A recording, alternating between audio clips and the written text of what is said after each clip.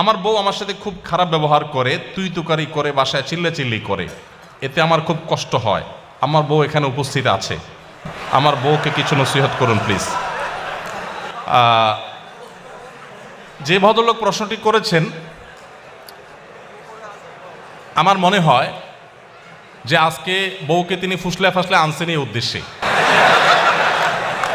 যাতে করে উনি ওনার দায়িত্বটা, ওনার কাজটা আমার হাতে তুলে দিলেন যে আমার স্ত্রীকে আপনি একটু নসিহত করে দেন। আমি এই জন্য বলি, এই প্রশ্নগুলো তো শুধু প্রশ্ন না, এগুলো কোনোটি আছে, এগুলো এক একটা আলপিন।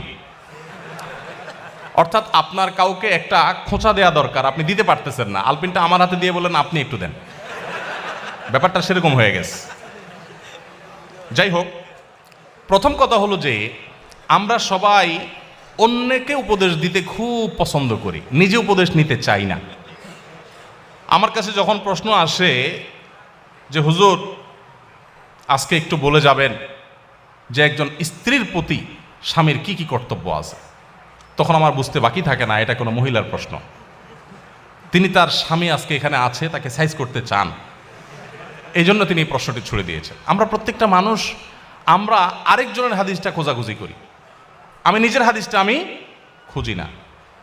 আজকে যদি একজন মানুষ বলতেন যে একজন আদর্শ স্বামীর কি কি গুণ থাকা উচিত, আমি একজন পুরুষ মানুষ, আমার এটা জানা দরকার, আমি আমার স্ত্রীর কোনো হক নষ্ট করছি না তো এটা হতো সবচাইতে অ্যাপ্রিসিয়েট করার মতো প্রশ্ন।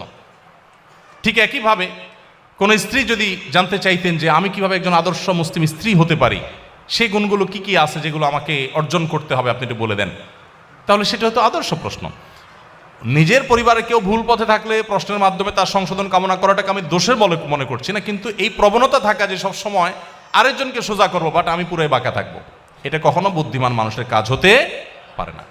তো যাই হোক, কোনো নারী, কোনো স্ত্রী তার স্বামীকে যদি তুই তোকারি সত্যিই করেন, এটা খুবই জঘন্য এবং অত্যন্ত ভয়াবহ একটা ব্যাপার, অত্যন্ত ভয়াবহ একটা ব্যাপার। এবং একসাথে থাকতে গেলে কিছুটা বাদানুবাদ, কিছুটা উচ্চবাচ্য হবেই, কিন্তু তাই বলে তুই তোকারি পর্যায়ে চলে যাওয়া, চিল্লাচিল্লি পর্যায়ে চলে যাওয়া, হাতাহাতির পর্যায়ে চলে যাওয়া, এটা খুবই ডেঞ্জারাস, খুবই ভয়াবহ। দেখুন, একজন স্ত্রী সামলানো কঠিন না একাধিক স্ত্রী সামলানো কঠিন? একাধিকটা কঠিন না? প্রিয়নবী সাল্লাল্লাহু আলাইহি সাল্লামের স্ত্রী কতজন ছিলেন? এতজন স্ত্রী থাকার পরও আল্লাহ নবী সাল্লাল্লাহু আলাইহি সাল্লাম জীবনে একবারের মতো তার কোনো স্ত্রীদের সামনে চিল্লাচিল্লি করেছেন, গায়ে হাত দেওয়া তো পরের বিষয়, কখনো চিল্লাচিল্লি করেছেন নাউজুবিল্লাহ, এরকম একটি কথা কোনো জাল হাদিস দ্বারাও পাওয়া যায় না। তার মানে কি তাদের মধ্যে কিছু হয় নাই?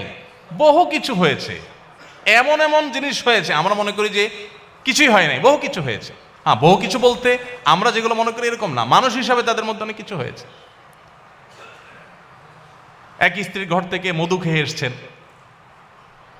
হাফসা রাদিয়াল্লাহু তাআলা আনহা, আয়েশা রাদিয়াল্লাহু তাআলা দুজন সলা পরামর্শ করলেন যে ওনার বাসা যায় মধু খাইলো, সতীন হিসাবে একটা ঈর্ষা থাকে, তো আমরা ওনাকে আসলেই বলবো যে আপনার মুখ থেকে মাগাফিরের ফলের গন্ধ আসতেছে। ঠিক ওই প্ল্যান অনুযায়ী রাসূল আকরাম সাল্লাল্লাহু আলাইহি ওয়াসাল্লাম আসার পর বলতেছে, আপনি কি মাগাফির খাইছেন? মাগাফিরের গন্ধ আসতেছে কেন মুখ থেকে? রাসূল সাল্লাল্লাহু আলাইহি ওয়াসাল্লাম বলেন, না তো, মাগাফির তো খাই নাই, এটা খুব দুর্গন্ধ জাতীয় ফল, এটা তো খাই নাই। উনি আবার মুখে দুর্গন্ধটাকে খুব অপছন্দ করতেন, জিবরিল আসতো তার কাছে সবসময়। তো এবার ওনারা আবার আইডিয়া দিচ্ছেন যে আপনি মধু খাইছেন, মাগাফির খান নাই, হতে পারে পাখিয়ে ওই মাগাফির খেয়ে এসে মধুতে মুখ দিছে। দেখেন কত সুন্দর পরিকল্পনা। তো নবী সাল্লাল্লাহু আলাইহি সাল্লাম দেখলেন যে স্ত্রীরা নাখোশ হয়ে গেছে, বললেন যে ঠিক আছে, তাহলে আজ থেকে আমি আর মধু কোনোদিনই খাবো না। আল্লাহ তাআলা অবশ্য পরে আয়াত নাজিল করে সব ফাঁস করে দিয়েছেন। এগুলো আমরা জানলাম কিভাবে? আল্লাহ তাআলা আয়াত নাজিল করে দিয়েছেন, দে বলে না, স্ত্রীকে খুশি করার জন্য আপনি একটা হালাল জিনিস জীবনেও খাবেন না, এই শপথ কেন করতে যাবেন? আল্লাহ তাআলা নবী সাল্লাল্লাহু আলাইহি সাল্লামকে নসিহা করেছেন। তাহলে দাম্পত্য জীবনে নবী সাল্লাল্লাহু আলাইহি সাল্লামের স্ত্রীদের এরকম বিষয় আসলে ছিল, কিন্তু নবী সাল্লাল্লাহু আলাইহি সাল্লাম কখনো রাগ করেন নাই।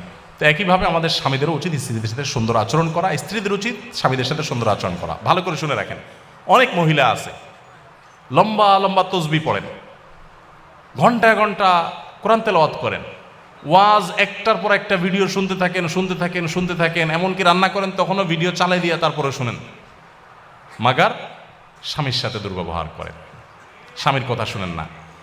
আছে না নাই? এখানে যদি পুরুষ বেশি, অতএব পুরুষের ঠিকের পরিমাণ বেশি হবে, এটাই স্বাভাবিক।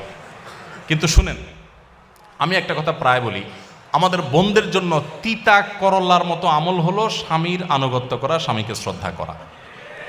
তিতা করল্লা খেতে কষ্ট হলেও, করলার রস চিবায় খেতে কষ্ট হলেও অনেক দুরারোগ্য ব্যাধির উপশম হয়।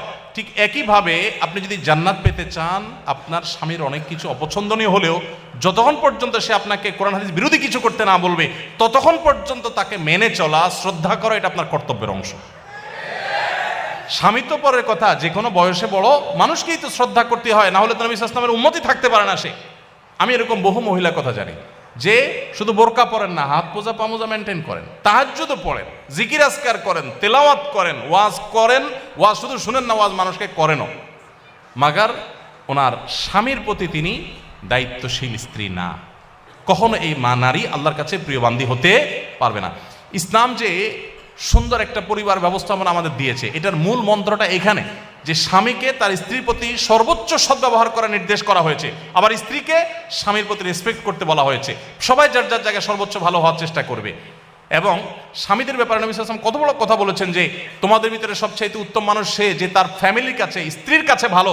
এবং নবীজি কত বড় মানে উচ্চ পর্যায়ের সদাচরণ তার ছিল যে তিনি বলছেন ওয়ানা খায়রুকুম লিআহলি, স্ত্রীর কাছে ভালো থাকার ক্ষেত্রে তোমাদের যে কারোর চাইতে আমি আমার পরিবার স্ত্রীদের কাছে আমি ভালো। এতজন স্ত্রীর কাছে ভালো থাকা সহজ কাজ না, কঠিন কাজ। কি পরিমাণ ধৈর্যের পাহাড় হলে এটা সম্ভব। অতএব স্বামী স্ত্রী উভয়ের প্রতি দায়িত্বশীল হওয়া উচিত। বিশেষ করে মা বোনরা তথাকথিত বরবাদ হয়ে যাবে। আল্লাহকে সন্তুষ্ট করবার জন্য নিজের কাছে ভালো না লাগলেও দাঁত খিচে সবর করে হলেও নিজের স্বামীকে শ্রদ্ধা করতে শিখুন। আপনাকে ওরা উস্কানি দিবে, আর রেখে দাও, ছেড়ে যাও ওকে, কারোর উপরে তোমাকে নির্ভর হয়ে থাকতে হবে নাকি, ওরা উস্কানি দিয়ে আপনাকে বের করে দিবে। এর পরবর্তী ইতিহাসটা আর ওরা আপনাকে জানতেও আসবে না, মানুষকে জানাতেও আসবে না। এই জন্য আল্লাহর ভয় যদি থাকে, স্বামী স্ত্রী পরস্পর প্রতি শ্রদ্ধাশীল হতে হবে, এবং এটা না হলে আপনার তাকওয়া কখনো শক্তিশালী হবে না। আপনার জন্য সবচেয়ে বড় চ্যালেঞ্জগুলোর একটা হলো, মনে রাখেন, আপনার জন্য নফল নামাজ পড়া, কোরআন হাদিসের অনেক কিছু চর্চা করা আপনার জন্য এত কঠিন না, স্বামীর আনুগত্য করা তত কঠিন। নবী সাল্লাল্লাহু আলাইহি ওয়াসাল্লাম মেয়েদের জান্নাতে যাওয়ার পূর্ব শর্ত 4টা উল্লেখ করেছেন। ইজা সাল্লাতিল মারআতু খামসাহা ওয়া সামাত শাহরাহা ওয়া আতাআত যাওজাহা ওয়া হাফিজাত ফারজাহা।